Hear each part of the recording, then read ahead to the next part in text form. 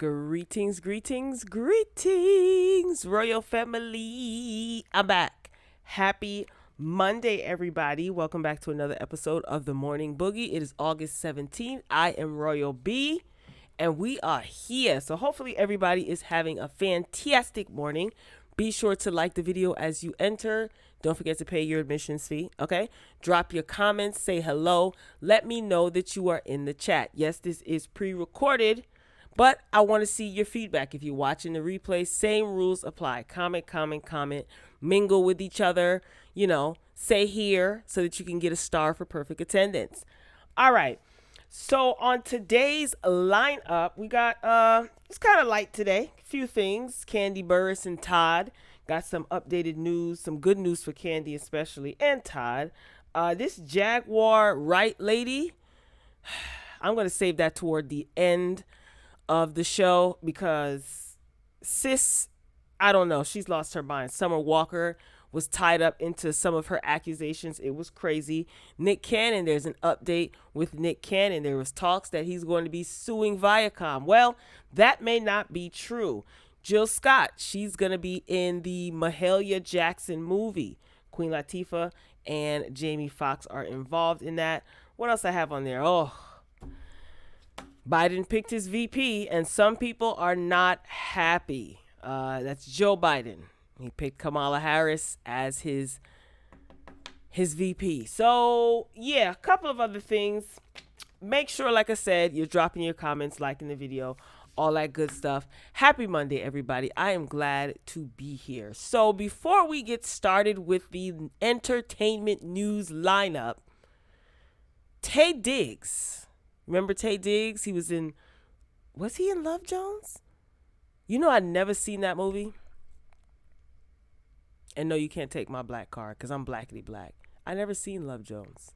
Anyway, Taye Diggs was in Hot Stella, got her groove back. He was in The Best Man Holiday. Well, he is on, I don't know what he's on, okay? But he is here. He's going to be joining us today via Twitter video, TikTok specifically, with some Monday motivation. And this is kind of like motivation. I think that this was hilarious because I'm goofy and I could not stop laughing. So I wanted to spread the laughter. So before we get into the lineup, let's hear from Mr. Taye Diggs. You ready? Hey guys, Taye Diggs here, giving you some weekend movement. I don't know how to record the music and record it at the same time, so we're gonna give ourselves some our own music. Bop, bop, bop, bop, bop, bop, bop. Listen to the choreography. It's right, double up to the side, slow body roll. 2, 3 more. Then stomp that COVID. Stomp that COVID out. I'm gonna freeze. Wait and freeze. Do your own freeze. And squeeze those nips. Yes, it feels good to move, guys. It feels good to move. Everybody's stressed out. Nobody wants to die from COVID. We all know that Black Lives Matter, but you know what else matters? Woo. Dance matters, y'all. Yes, everybody say it. Dance matters.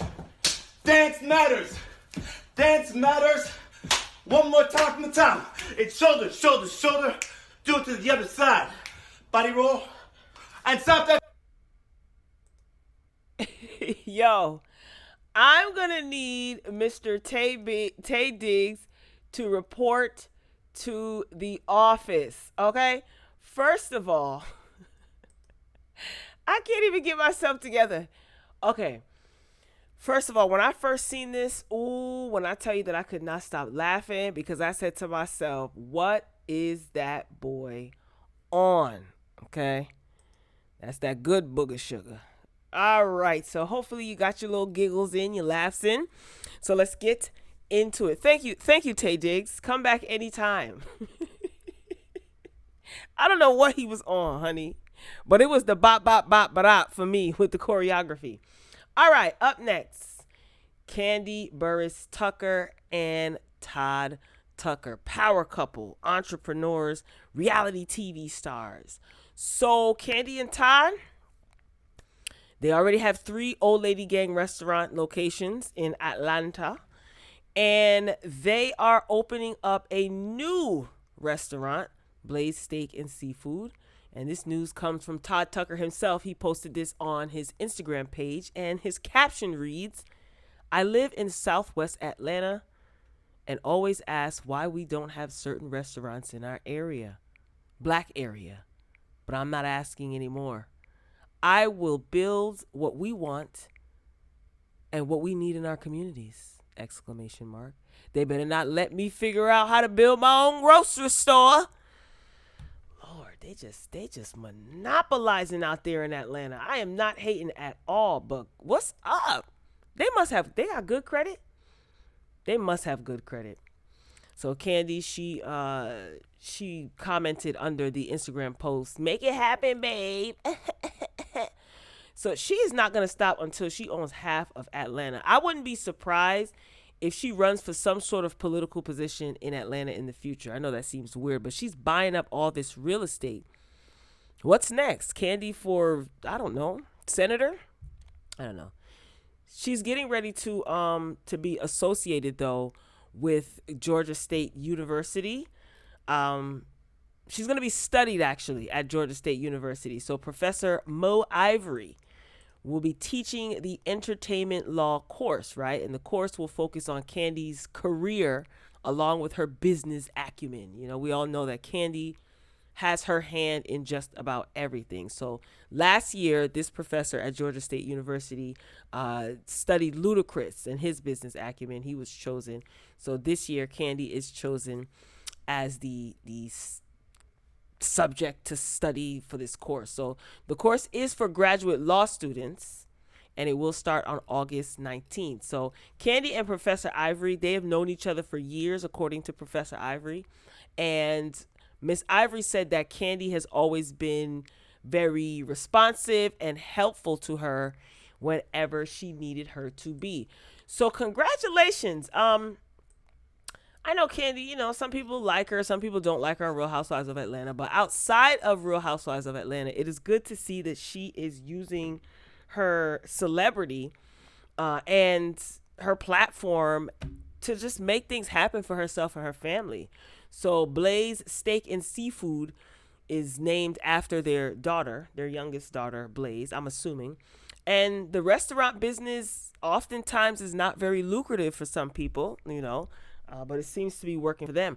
But I'm wondering, how are they going to remain afloat with this pandemic? A lot of restaurants are being hit hard with this pandemic. So, you know, by the grace of God, she's doing good. Tell me what you think. Have any of you ever visited any of her restaurants, the Old Lady Gang restaurants? How was the food? Was it good? Was the atmosphere nice? Are you going to be eating at Blaze Steak and Seafood if you are in the Atlanta area? Even if you're outside the Atlanta area, some people travel to go to different restaurants. So shout out to Kandi and Todd. And plus, she's going to be the subject of a graduate course.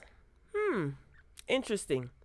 All right, ladies and gentlemen, tell me what you think. Drop down in the comments. Make sure you are hitting the like button as you come in. Yes, I am begging for likes. It is what it is. I'm not ashamed. I ain't too proud to beg. Okay. Shout out to the old school. And also, if you're just joining, welcome to the Morning Boogie. I am Royal B. This is the Royal Family. Make yourself comfortable. Got a couple of things that we are going to be talking about today.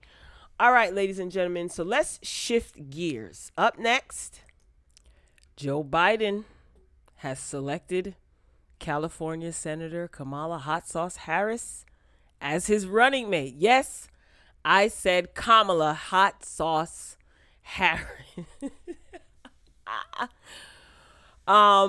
Just a fun fact, you know, she is not the first woman to be selected as VP. Some people think that she is. Sarah Palin, let's not forget about her in 2008. She was in the running to be vice president for John McCain. Dee Ferrero in 1984. And then there was a woman before all of these women back in the 50s, a black woman. She was selected as VP for the Progressive Party. Now, there are a lot of opinions flying around about Kamala being selected as Biden's VP. You know, her qualifications are being talked about. her history as a former prosecutor is being brought up, and her biracial heritage is a hot topic when it comes to Miss Kamala. Let me change the picture. Well, the position as VP, I say in the United States of these Americas, is not above reproach. Whoever is going to be stepping up as a potential president or vice president, that's a serious position, right? So the problem is, some people have a problem with people critiquing Kamala Harris. I feel that even the people planning on voting for her have the right to critique her and Biden all the way to the voting booth. You know, people are acting like she and Biden can't be questioned about their past and what they plan to do, you know, in the future if they are selected for this position as president and vice president. Now, me personally, I'm not a shut up and vote kind of woman. I'll vote, but I ain't shutting up. Okay. Other than that, I will keep my other opinions to myself. But tell me what you guys think in the comments about Miss Kamala Harris being picked as Joe Biden's vice president. Let's move it along. I'm not even doing it. I thought that this story was pretty interesting. A woman, she is stunned when her new driver's license came back with a picture of an empty chair. I thought this was interesting and quite comical, you know.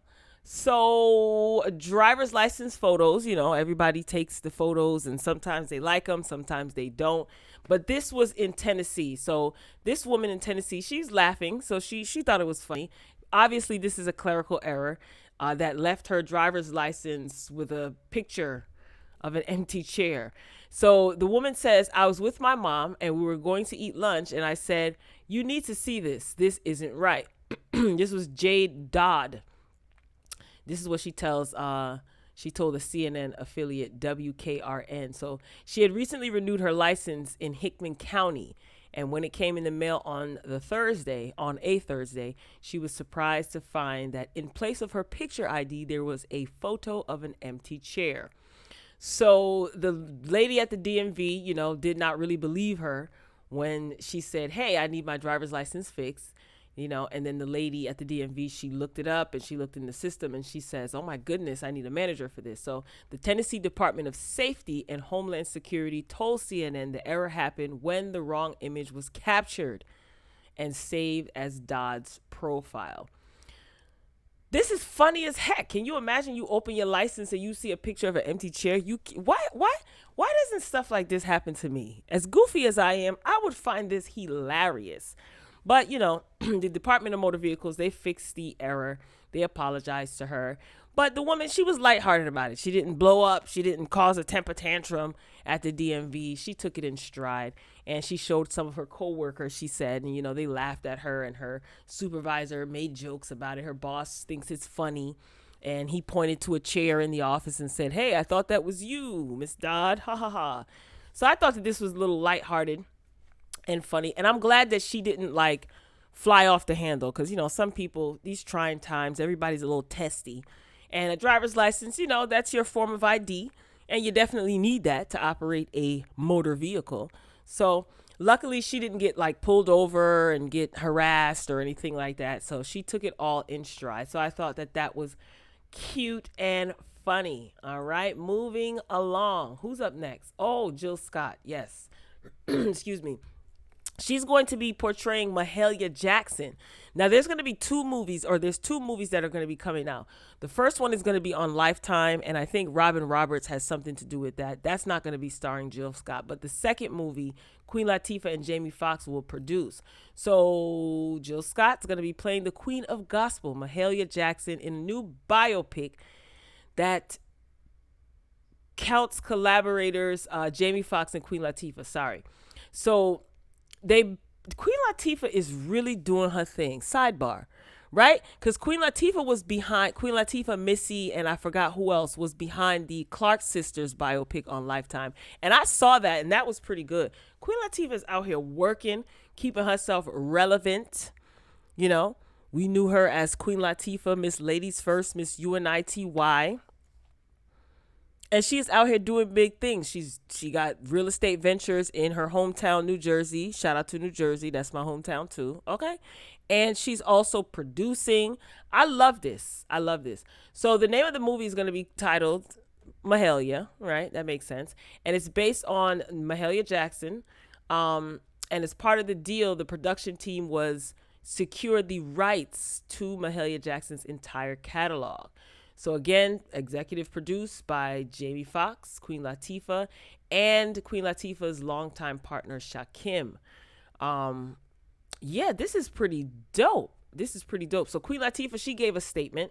She says, "This is such an incredibly important story to tell, and we're thrilled to work with Jamie on the project. Shakim and I are also looking forward to re-teaming with our Clark Sisters producing partner, Holly Carter, to share Mahalia's inspiring journey to becoming the queen of gospel music." I'm here for this. Jill Scott, she's a good actress. We've seen her in a couple of movies. We saw her. I remember her in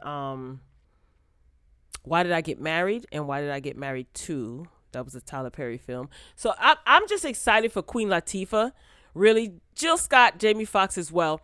But I'm excited for Queen Latifah because she is really out here making her mark in media, not just in music, but in film as well. That Clark Sisters biopic was really good, really well done. I like the fact that they did it with class. It wasn't rushed like some of the other biopics that we've seen on Lifetime that shall remain nameless. Ugh, gosh.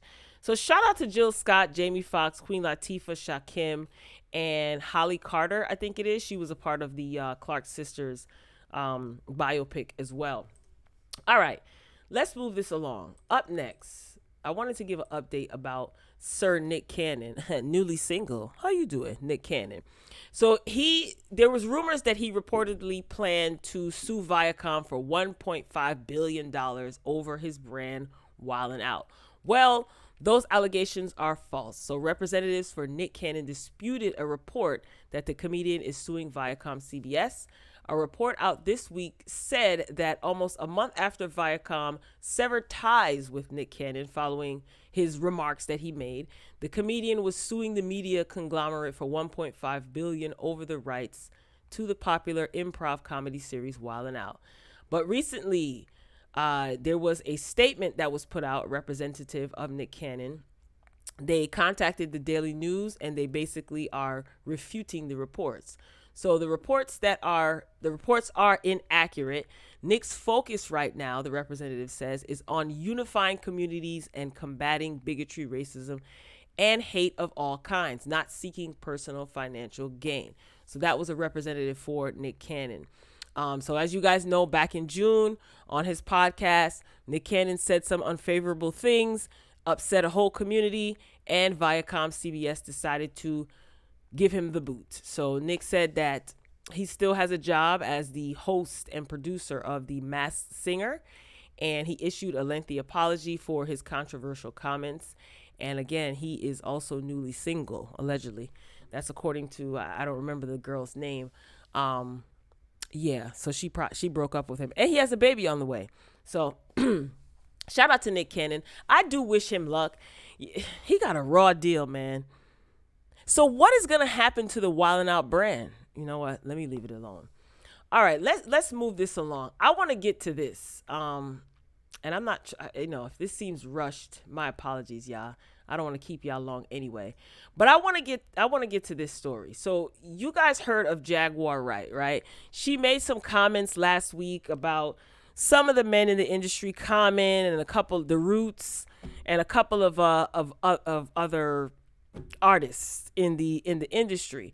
So she recently made some accusations, or she made a comment about Summer Walker, and Summer Walker responded. So Jaguar's been like on this world tour, outing a lot of people, specifically the people that she had ties with in the music industry.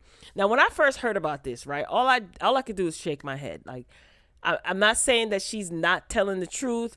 She is telling the truth. She's just telling her story. But it seemed to me that she would jump on just about anybody's platform who would listen. And it's like, okay, girl, are you just venting? Oh, all right, you know what? Everybody has the right to tell their story. Now that this is coming out, I'm shaking my head while I'm folding my arms. So what I want you to do is listen to what Jaguar Wright says. She insinuates that Summer Walker had been torched in the industry. And this post is courtesy of the Neighborhood Talk 2. Shout out to the Neighborhood Talk 2. Definitely love their page. All right, take a listen. My advice to any female who wants to get into this business: have a thick skin, do not drink alcohol, never get high in front of anybody, keep somebody close to you that you know at all times. Summer. Has anybody bothered to ask why she all of a sudden became claustrophobic and couldn't perform anymore? Because she had anxiety? Yeah, she got anxiety. Somebody touched her. I don't know it for a fact, but I seen it I heard it I know the sound.